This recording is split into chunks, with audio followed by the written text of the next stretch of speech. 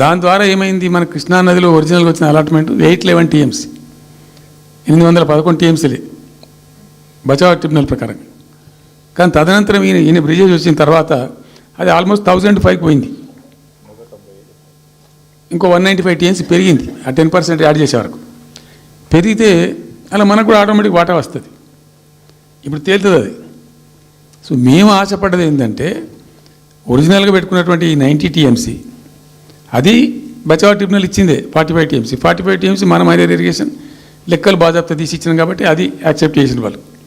ఈ 90 TMC plus ఇప్పుడు అడిషనల్గా వచ్చేది కలిస్తే మనకు దాదాపు 170-160 దాకా తీసుకొని పోవచ్చు. కంఫర్టబుల్గా ఉంటాం మనం. ఇక్కడ డ్రింకింగ్ వాటర్ కానీ ఇంకోటి కానీ బాధ లేకుండా ఉంటాం.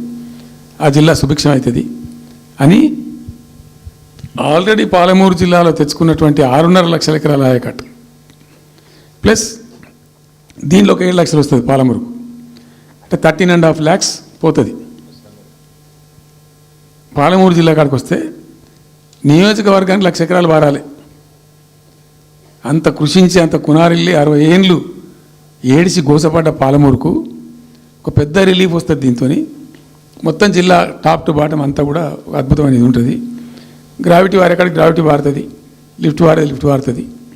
చాలా అద్భుతంగా ఉంటుంది అని చెప్పేసి తర్వాత వర్ష నీళ్ళు కూడా చాలా వరకు ఈ చెక్ డ్యామ్లలో దానిలో అడ్డుకుంటాం కాబట్టి గ్రౌండ్ వాటర్ కూడా బాగా పెరుగుతుంది. ఎట్లా ఫ్రీ పవర్ ఇస్తున్నాం కాబట్టి దాని ద్వారా కూడా లాభాలు జరుగుతాయని చెప్పి అసెస్మెంట్ చేసి ఇచ్చినాం.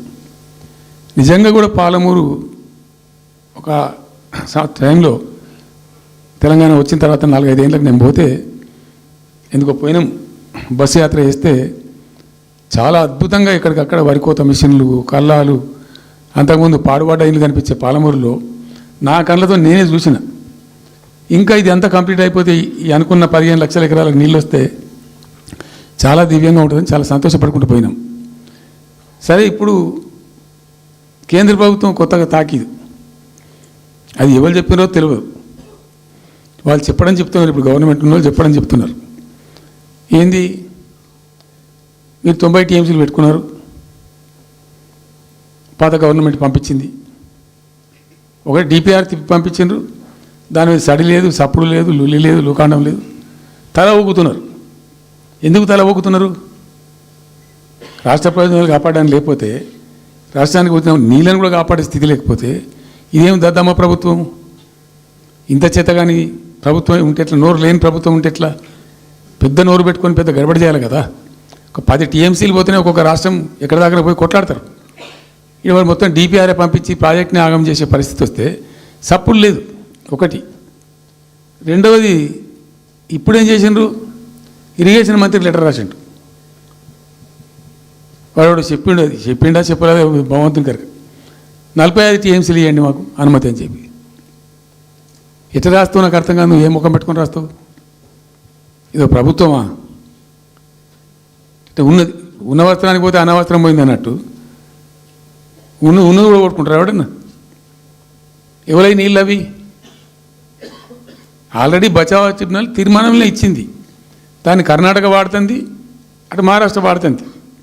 వాళ్ళ లెక్కల్లో చూపెడుతున్నారు. వాళ్ళు ఆల్మట్టి డ్యాంలో వినియోగంలో చూపెడుతున్నారు. వాళ్ళు మాకు వచ్చిన 21 TMC మేము ఇక్కడ వాడుతున్నామని చెప్పి. ఆ 2 ఎగువ రాష్ట్రాలు వాడుతుంటే ఇక్కడ వచ్చి మనకు వచ్చినటువంటిది బాజాప్తా అది కూడా ట్రిబ్యునలే కదా, బచావత్ కూడా ట్రిబ్యునలే కదా. ఆ ట్రిబ్యునల్ తీర్పు ద్వారా వచ్చిన 45 TMCలకు నువ్వు ఎందుకు ఆపుతున్నావు? ఇప్పుడు ఇది రాష్ట్ర ప్రభుత్వమా? అసలు ప్రభుత్వం ఉందా? నిద్రపోతున్నారా? ఇంతసేపు రియల్ ఎస్టేట్ దందా తప్ప ఇంకోటి లేదా? ఇల్టు భూములు ఎట్లా అమ్ముదాం, పల్టు భూములు ఎట్లా అమ్ముదాం, ఆ భూములు ఎట్లా దెబ్బ పెడదాం, ఇంత కమిషన్ కొడదాం, ఇది తప్ప రాష్ట్ర ప్రయోజనాలు, నీళ్లు, రైతులు, మనుషులు లేరా? ప్రాజెక్టులు ఎందుకు 2 ఏళ్ళ నుంచి ₹1 పెట్టలే? ఎందుకు ఒక తట్టడి మట్టి తీయలే? ఎవరు నిరోధించింది మిమ్మల్ని? ఎవరు అడ్డుపడ్డారు మీకు? ఎవరు కట్టేసారు మీ కాళ్ళను? అటు పైసా పనిచేయరు, నిష్క్రియాపరత్వంగా ఉంటారు. ఈ DPR పంపిస్తే సపోర్ట్ చేయరు. ఇలా చివరికి 45 TMC అని రాస్తారు. అంటే ఏం కాబోతుంది? ఎవరో ఒత్తిడి ఉంది దీని వెనుక? ఏం కుట్ర దాగి ఉంది ఇది?